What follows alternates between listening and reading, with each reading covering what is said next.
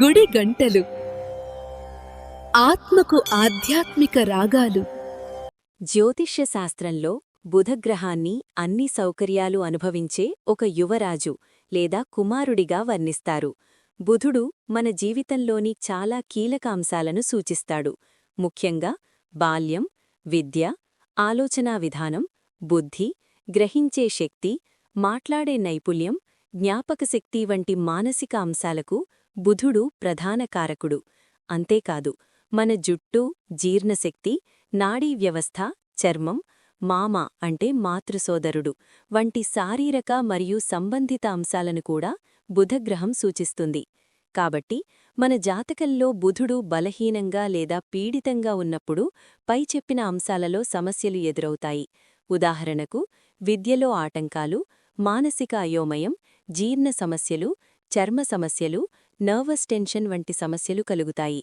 ప్రత్యేకంగా బుధ మహాదశ లేదా అంతర్దశ నడుస్తున్న సమయంలో బుధ బీజమంత్రం జపించడం లేదా వినడం చాలా శుభ ఫలితాలను ఇస్తుంది.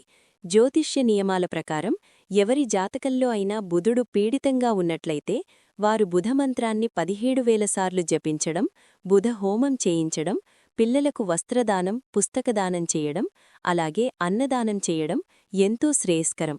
కానీ నేటి బిజీ జీవనశైలిలో ప్రతి ఒక్కరికీ అన్ని విధమైన పూజలు, హోమాలు చేయడానికి సమయం దొరకడం లేదు.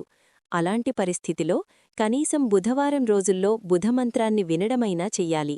ఇలా 17 వారాలు నిరంతరంగా బుధమంత్రాన్ని శ్రద్ధగా వినితే బుధుడి నెగిటివ్ ప్రభావాలు క్రమంగా తగ్గి మంచి ఫలితాలు అనుభవానికి వస్తాయి. అందువల్ల మీ జీవితంలో బుధగ్రహం వల్ల కలిగే ప్రతికూల ప్రభావాలను తగ్గించుకోవాలంటే కనీసం ఈ చిన్న సాధనకైనా సమయం కేటాయించండి. బుధుడు బలపడితే బుద్ధి వికసిస్తుంది, జీవితం సరైన దిశలో నడుస్తుంది. మీ రోజువారీ ఉదయపు పనులన్నీ పూర్తి చేసుకున్న తర్వాత ఒక ప్రశాంతమైన ప్రదేశంలో నిశ్శబ్దంగా కూర్చొని మనస్సును స్థిరపరుచుకొని ఈ మంత్రాన్ని శ్రద్ధగా వినడం ప్రారంభించండి.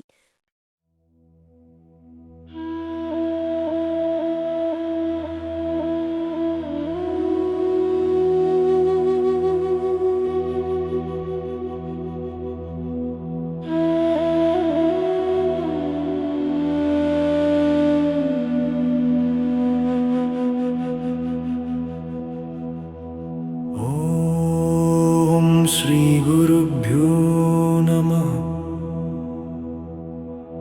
श्रीमहागणाधिपतये नमः। ॐ श्रीमहासरस्वत्यै नमः। हरि ओम्।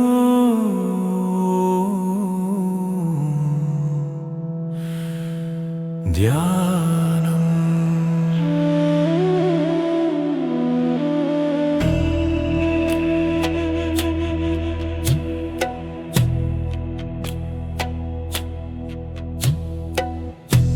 प्रियङ्गुलिकाश्यामं रूपेणाप्रतिमं बुधं सौम्यं सौम्यगुणोपेतं तं बुधं प्रणमाम्यहम्।